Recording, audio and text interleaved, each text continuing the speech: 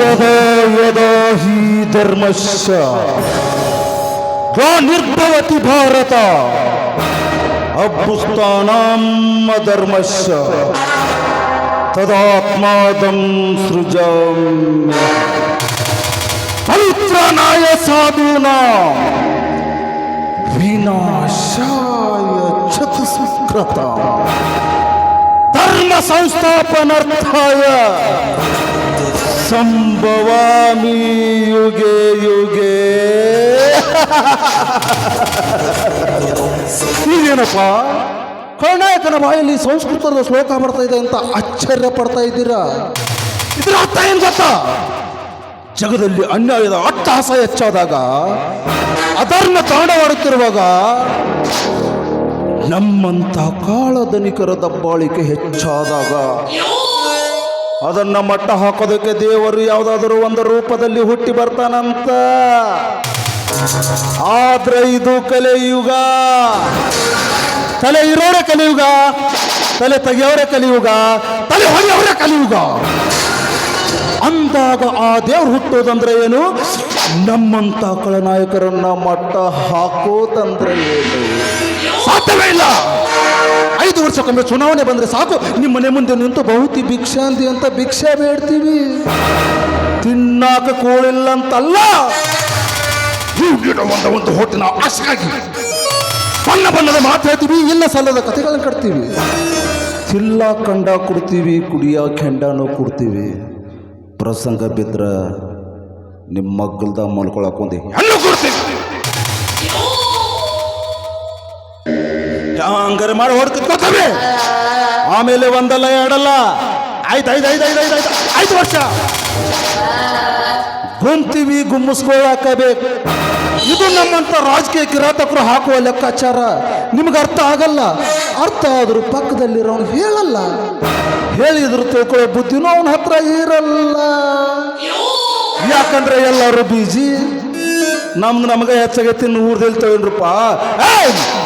ನೀವು ಬದಲಾಗಂಗಿಲ್ಲ, ಬದಲಾಗೋದಕ್ಕೆ ನಮ್ಮಂತವ್ರು ಬಿಡಂಗಿಲ್ಲ, ಬಿಡೋದಕ್ಕೆ ಚಾನ್ಸೂ ಇಲ್ಲ.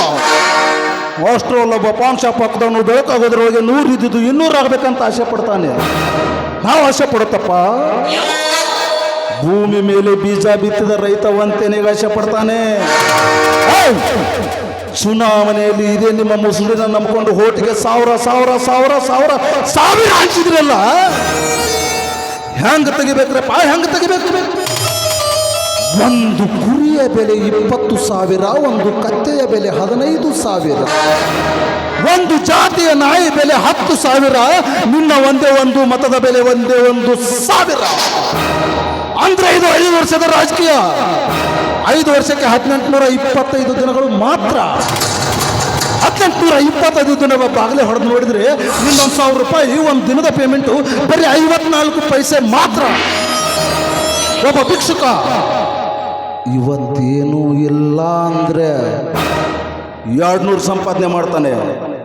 ತಮ್ಮ, ಆ ಭಿಕ್ಷುಕನಿಗಿರೋ ಬೆಲೆ ನಿನಗಿಲ್ಲಲ್ಲೋ ತಮ್ಮ. ನಾ ಮಾತಾಡೋದು ಸ್ವಲ್ಪ ಬಿರುಸನಿಸ್ತೈತಿ, ಆದ್ರ ಅದು ಯಾವತ್ತಿದ್ರೂ ಕರೆನೇ ಇರ್ತೈತಿ. ಇರಾಕಬೇಕು. ದುಡ್ಡಿನಾಗ ದೊಡ್ಡವ ಈ ಶ್ರೀಕಾಂತ್ ಗೌಡ, ಸಕ್ಕಿನಾಗ ದೊಡ್ಡವ ಈ ಶ್ರೀಕಾಂತ್ ಗೌಡ, ದೌಲತ್ನಾಗ ದೊಡ್ಡವ ಈ ಶ್ರೀಕಾಂತ್ ಗೌಡ. ಹುಟ್ಟುವಾಗ ತಾಯಿ ಗರ್ಭದಿಂದ ಹೊರಗೆ ಬರಬೇಕಾದ್ರೆ ಜಯಾನ ಮುಂದಿಟ್ಕೊಂಡು ಹುಟ್ಟಿದವನೇ ಶ್ರೀಕಾಂತ್ ಗೌಡ.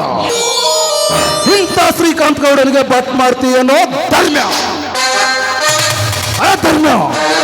ತುತ್ತು ಕೂಳಿಗಾಗಿ ಮತ್ತೊಬ್ಬರ ಮನೆ ಮುಂದೆ ನಿಂತು ಕೈ ಒಡ್ಡಿ ಕೇಳೋ ದರಿದ್ರ ಜಾತಿಗೆ ಸೇರಿದ ದರಿದ್ರ ನನ್ನ ಮಗ ನೀನು. ಈ ಶ್ರೀಕಾಂತ್ ಗೌಡನನ್ನು ಎದುರು ಹಾಕೋಬೇಕಾದ್ರೆ 1000 ಸಲ ಯೋಚನೆ ಮಾಡಬೇಕಾಗಿತ್ತು. ಇವನು ಶಕುನಿ ಕುಲದವ ಅಂತ ಕೈಯಿಂದಾಗದೆ ಹೋದ್ರು ತಲೆಯಿಂದಾದ್ರೂ ಮಾಡೇ ತೀರ್ತಾನ ಅಂತ. ನಾನ ಬೇರೆ, ನನ್ನ ಸ್ಟೈಲ ಬೇರೆ. ಅಲ್ಲ, ಈ ಹಲ್ಕಾಡ್ ಕುಲ್ಕರ್ನಿ ಒಂದು ಎಲ್ಲಿ ಹಾಳ ಹೋಗಿರ್ತಾನೋ ಏನೋ. ಟೈಮ್ಗೆ ಸರಿಯಾಗಿ ಮನೆಗೆ ಬರಂಗಿಲ್ಲ, ನನಗೆ ಬೇಕಾದಾಗ ಇರಂಗಿಲ್ಲ. ಬರಲಿ ಮಗ ಇವತ್ತು ಕುಂಬರ್ಕೆ ತಾರ್ಕಂಬ ಇರ್ಕೋದಕ್ಕೆ ನಾವು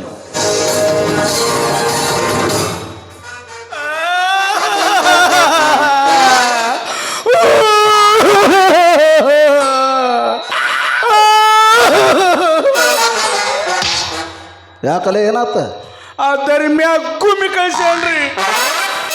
ಯಾಕಲೆ ಎದ್ರ ಸಲುವಾಗಿ ಅದರ್ಲೆ ನಮ್ಮ ಆಳುಗಳೇನೋ ಕಾರ್ಬಾರ ಮಾಡ್ಯಾವತ್ರಿ. ಏನು ಮಾಡ್ಯಾರ ಗಿಡದ ಬಡ್ಡೆ ಮಕ್ಕೊಂದಾವತ್ರಿ. ದನ ಅವ್ರ ಹೊಲ್ದಾಗ ಹೊಕ್ಕೊಂದಾವತ್ರಿ. ಬೆಳೆ ಎಲ್ಲ ನುಂಗ್ಯಾವತ್ರಿ. ಅದಕ್ಕೆ ಆ ಧರ್ಮ್ಯ ನನ್ನ ಗುಮ್ಮಿ ಕಳ್ಸ್ಯಾನ್ರಿ. ಇಷ್ಟನಾ ಗೌಡ್ರ ಟೂರ್ ಹೊಕ್ಕ ಮೇಯ್ತೀವಿ ಗೌಡ್ರ ದನ ಅಟ್ಟು ಮಂದಿ ಹೊಲ ಹೊಕ್ಕ ಮೇಯ್ತಾವ ಏನಾಗೋದೈತಿ ಹೌದು ಬಿಡ್ರಿಪ್ಪ. ಆ ಧರ್ಮ್ಯ ಏನಂದ ಗೊತ್ತೇನ್ರಿ? ಏನಂದ ಲೇ ಹಲ್ಕಂದ ನನ್ನ ಮಗನ, ಲೇ ಲಪ್ಪಂಗ ನನ್ನ ಮಗನ, ಲೇ ಕಾಚಾರಕ ನನ್ನ ಮಗನ ನನಗ ಅಂದ್ರಿ. ಅಲ್ಲ ಸೀದಾ ಬೇಯೋದು ಬೇಯ್ತಿ ನನಗ ಬೇಯ ಮತ್ತೊಬ್ರ ಹೆಸರು ಹೇಳಿ ಬೇಯಕ್ಕೆ ಹೋಗ್ಬೇಡ ಮತ್ತೆ ನಿಮಗೆ ಹೆಂಗೆ ಬೇಕಾಕೈತ್ರಿ ಅನ್ನ ಹಾಕಿ ದನಿ ನೀವು ಇನ್ನೂ ಏನೇನು ಅಂದ್ರಿ. ಏನಂದಲೇ ನಾನು ಧೈರ್ಯ ಮಾಡಿ ಹೇಳಿಬಿಟ್ಟಿನ್ರಿ. ನಿನ್ನ ಪಾವರ್ ಇದ್ರ ನಿನ್ನ ತಿಂಡಿದ್ರ ನನ್ನ ಹೆಂಗೆ ಗುಮ್ಮಿದಿಲ್ಲ ಬಂದು ನಮ್ಮ ಗೌಡ್ರನ್ನ ಕೊಂಬ ಹೇಳಿದ್ರಿ. ಅಲ್ಲಲ್ಲೇ ಹಾದ್ಯಾಗಿನ ಜಗಳ ಹಾದ್ಯಾಗ ಬಗೆಹರಿಸಿ ಬರಬಾರ್ದ ಹಾದಿಗೆ ಹೋಗೋದು ಯಾವತ್ತು ಅಂದು ಮನೆ ಹೋಗ್ಸಾವ ಅಲ್ಲೇನೆ ಹಂಗೆ ಆಕತ್ರಿ ಹಂಗೆ ಆಕತ್ರಿ. ನಿಮ್ಮ ಮನೆ ಆಳ ಮನುಷ್ಯ ನನಗ ಇಟ್ಟು ಉರಿಯತೈತೆ ಅಂದ್ರ ನಿಮಗೆ ಆ ಸೊಕ್ಕೆಲ್ಲ ನನ್ನ ಮಗ ಹ್ಞೂನ್ರಿ ಶಟೆ ದಿನ ರೇಷನ್ ಅಂಗಡಿ ಮುಂದೆ ಪಾಳೆ ಹಚ್ಚಿ ಅಕ್ಕಿ ತಿನ್ನೋ ಅವಂಗ ಎಷ್ಟು ಸೊಕ್ಕ ಇರ್ಬೇಕಾದ್ರ ಇನ್ ದಿನ ಬೆಳಗಾದ್ರೆ ಸೋನಾ ಮಸರಿ ಮಮ್ಮ ತಿನ್ನವ್ ನಾನು ನನಗೆ ಎಷ್ಟು ಇರಬೇಡ ನನ್ನ ಮಗ ಬಂದು ನನಗೆ ಕೇಳಿ ಸರಿಯಾದ ಉತ್ತರ ನಾನು ಕೊಟ್ಟು ಕಳಿಸ್ತೀನಿ ಮೂರು ಮುಚ್ಕೊಂಡು 1 2 3 ಓಕೆ.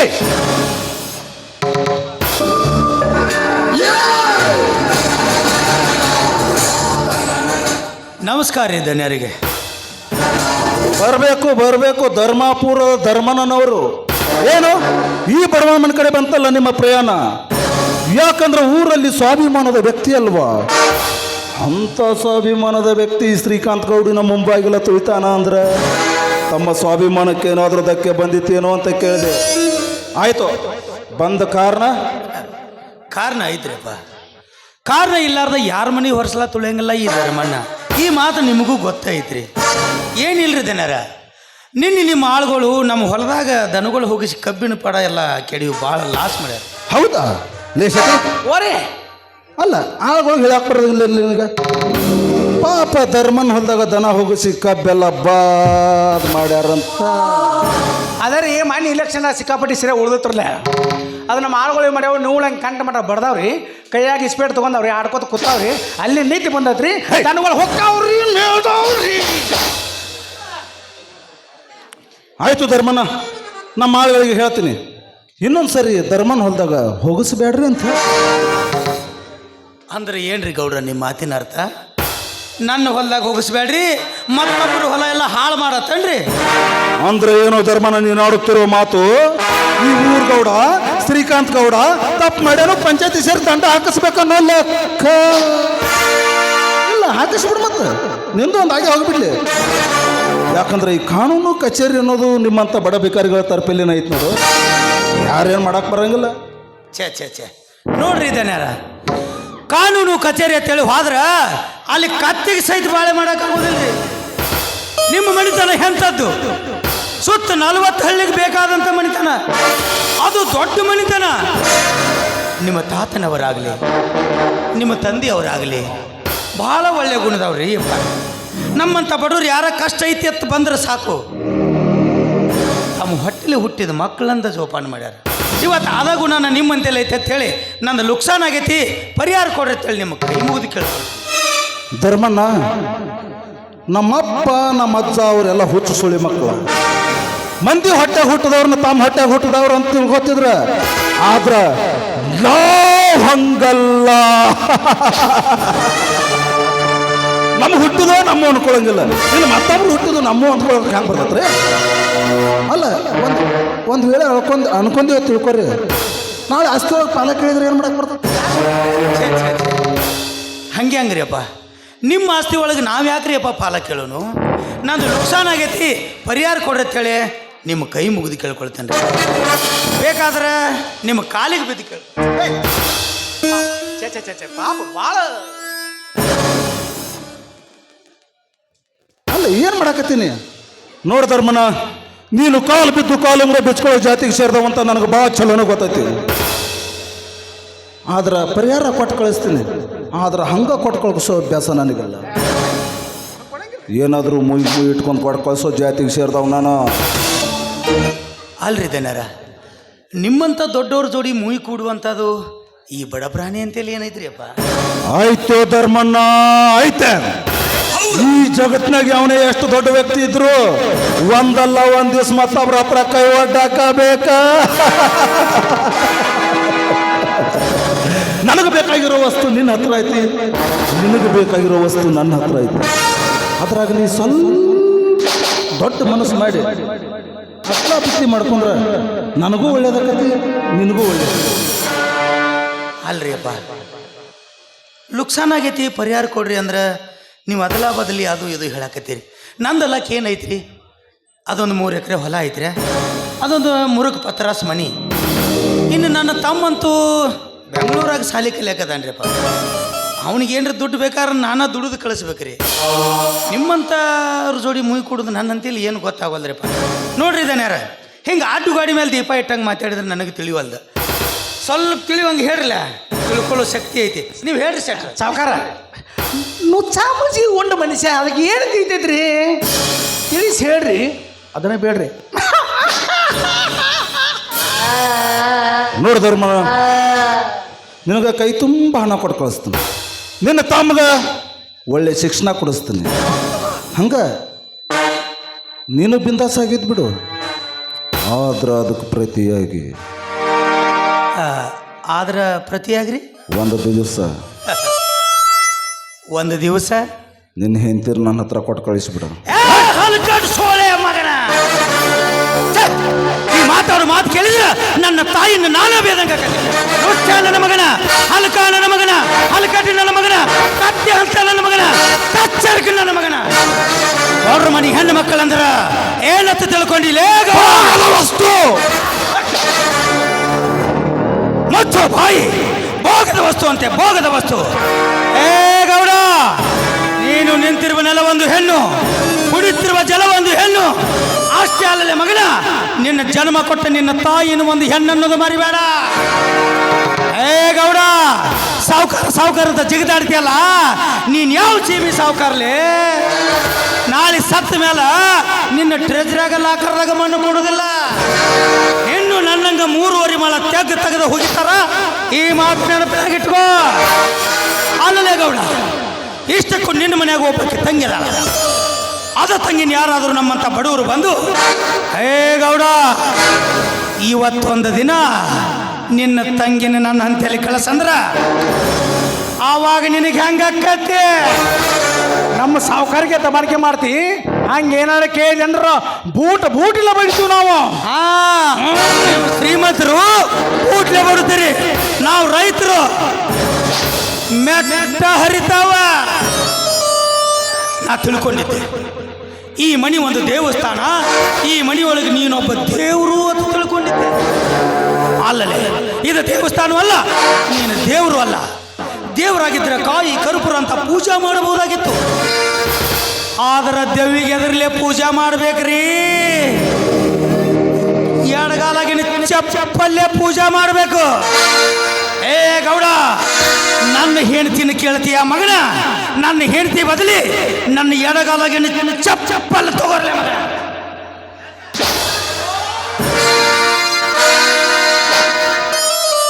ಗೌಡ, ಈಗೊಂದು ಚಪ್ಪಲ್ ಒಗದೀನಿ, ಆ ಚಪ್ಪಲಿ ನಿನ್ನ ಹತ್ರನೇ ಇರಲಿ. ಯಾಕ? ನಿನ್ನ ನೆನಪಿನಕ್ಕೋಸ್ಕರ ನಿನ್ನ ಹತ್ರನ ಬಿಟ್ಟು ಹೋಗ್ತೀನಿ. ನಾ ನೆನಪಾದಾಗೆಲ್ಲ ಮುಟ್ಟು ನೋಡ್ಕೊಳಕ ಬೇಕಲ್ಲ. ಈ ವಿಷಯ ಇಟ್ಟಕ್ಕ ಬಿಟ್ಟಿ ಸರಿ. ಇದು ವಿಷಯ ಏನಾದರೂ ಮುಂದುವರಿಸಿದ ಕರೆ ಆದ್ರ ನಿನ್ನ ರುಂಡ ಕಡಿದು ನಮ್ಮೂರಗಿಸಿ ಬಾಗಿಲಿಗೆ ಕಟ್ಟಲಿಲ್ಲ. ನನ್ನ ಹೆಸರು ಧರ್ಮಾಪುರದ ಧರ್ಮನೇ ಅಲ್ಲ. ನನ್ನ ತಮ್ಮ ಬೆಂಗಳೂರಾಗ ಶಾಲೆ ಕಲಿಯಾಕದಾನ. ನನ್ನ ತಮ್ಮನಿಗೆ ಈ ವಿಷಯ ಏನಾದರೂ ಗೊತ್ತಾದ್ರೆ ಮಗನ ನಿನ್ನ ಗಂಟ್ಲ ಕಳೆದು ರಕ್ತ ಕುಡಿದು ಬಿಡ್ತಾನ ಹುಷಾರ್.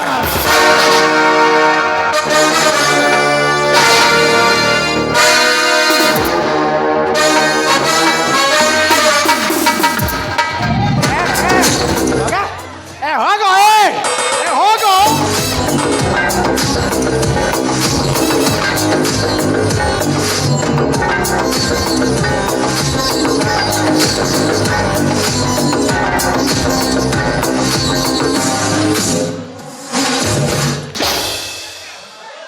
ಬೆನ್ನಿಂದ ಬಿದ್ದಿರೋ ಚಪ್ಪಲಿನ ಕೊರಳಿಗೆ ಹಾರ ಅಂತ ಹಾಕೊಳ್ಳೋ ನಾನು. ಇನ್ನು ನನ್ನ ವೈರಿ ಹಸ್ತಿರೋ ಚಪ್ಪಲಿನ ಅಷ್ಟೊಂದು ಸಲೀಸವಾಗಿ ಬಿಟ್ಕೊಡ್ತೀನ? ಚಾನ್ಸ ಇಲ್ಲ. ಯಾಕೆ ಯಾಕ್ರಿ? ಮುಂದೊಂದು ದಿನ ಇದಕ್ಕೆ ಜೋಡ್ ಮಾಡಿ ಕೊಟ್ಟು ಕಳಿಸ್ಬೇಕಲ್ಲ. ಸರಿಯಾದ ಟೈಮ್ಗೆ ಸರಿಯಾದ ವ್ಯಕ್ತಿ ಕೈಯಾಗ ಕೊಟ್ಟು ಕಳಿಸ್ತೀರಿ. ಏ ಶಟೆ, ಹೋಗೋತ್ತಿಗೆ ಒಂದು ಮಾತು ಹೇಳಿ ಹೋದವನು. ಅದ ಅಲ್ರಿ ಅವ್ರ ತಮ್ಮ ಏನೋ ಬೆಂಗಳೂರ ಸಾರಿ ಕಲಿತೈತಿ. ಏನು ಹುಚ್ಚಿ ಕುಡ್ಕೋತ ಅಡ್ಡಾಡ್ತೈತ್ರಿ ಸಾವುಕಾರ. ಅವ್ ಏನಾದ್ರು ನಿಮಗೆ ಹೋಗೋದಂಗೆ ಏನಾದ್ರು ನನಗೆ ಚಪ್ಪಲ್ ಹೋಗೋದಿದ್ರು ಅವನು ಕಚ ಕಚ ಕಚ ತುಳಿದು ಬಿಡ್ತೀನಿ. ಅದಲ್ಲ, ನಿತ್ತಾಗ ಹಾರಾಡ್ಲಿಲ್ಲ, ಆದ್ಮೇಲೆ ಹಾರಾಡಕತ್ತಾಳೆ ಇವಳು. ನಿತ್ತಾಗ ಹಾರಾಡಿದ್ರೆ ಗುಮ್ತಿದ್ರೆ ಅವ, ನಿತ್ತಾಗ ಹಾರಾಡಿದ್ರೆ ಗುಮ್ಮೆ ಬಿಡ್ತಿದ್ರೆ ಅವ. ನೋಡ್ ಸತಿ, ಓರಿ ನೀನೇನು ಮಾಡ್ತೀವೋ ಬಿಡ್ತೀವೋ ನನಗೊಂದು ಗೊತ್ತಿಲ್ಲ.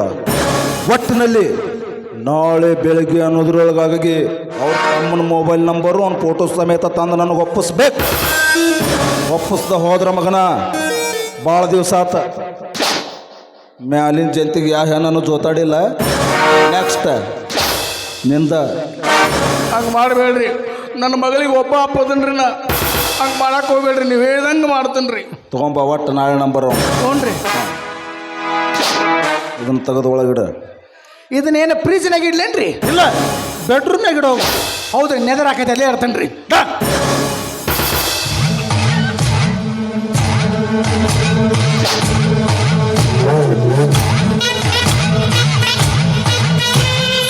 ಇದು ಭದ್ರಕೋಟೆ, ಇದು ಭದ್ರವಾದ ಕೋಟೆ, ಇದು ಶ್ರೀಕಾಂತ್ ಗೌಡನ ಕೋಟೆ.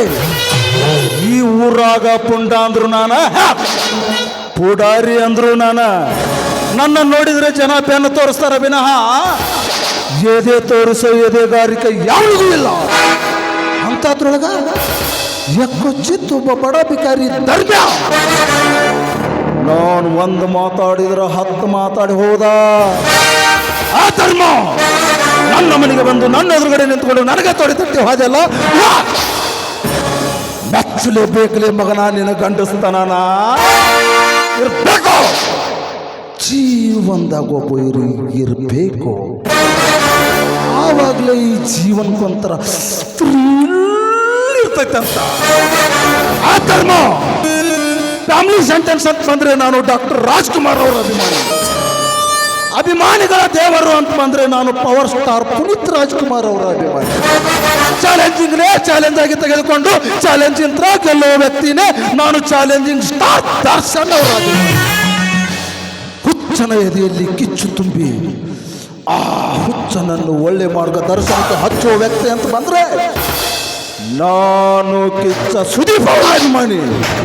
ನಾನು ಬರುವವರೆಗೂ ಮಾತ್ರ ಬೇರೆದವ್ರ ಹವ, ನಾನು ಬಂದ ಮೇಲೆ ನಂದೇ ಹವ ಅಂದ್ರೆ ನಾನು ರ್ಯಾಂಕಿಂಗ್ ಸ್ಟಾರ್ ಯಶ್ ಅವರ ಅಭಿಮಾನಿ. ಹೊಡಿಯೋದು ಹೊಡಿತೆ, ಎದೆಗೆ ಹೊಡಿ, ಬೆನ್ನಿಂದಲ್ಲಲೇ. ಭೀಮಾ ತೀರದಲ್ಲಿ ಹಂತಕ ಅಂತ ಬಂದ್ರೆ ನಾನು ದುನಿಯಾ ವಿಜಿ ಅವರ ಅಭಿಮಾನಿ. ಆ ಧರ್ಮ ಇಷ್ಟೆಲ್ಲ ಮಂದಿ ಅಭಿಮಾನಿ ನಾನಾಗಿದ್ದೀನಿ ಅಂದ್ರೆ ನಿನ್ನ ಅಭಿಮಾನಿ ಆಗದೆ ಇರ್ತೀನ ಮಗನ. ಆ ಧರ್ಮ ನಿನ್ನಂತ ಗಂಡಸು ನನ್ನನ್ನು ಎದುರು ಹಾಕುವ ವ್ಯಕ್ತಿ ಅಂತ ಬಂದ್ರೆ ನಾನು ಮೇಲ್ಗಡೆ ಇರುವ ಬ್ರಹ್ಮನ ಕೈಯಲ್ಲಿರುವ ಯಮರಾಜನ ಅಭಿಮಾನಿ.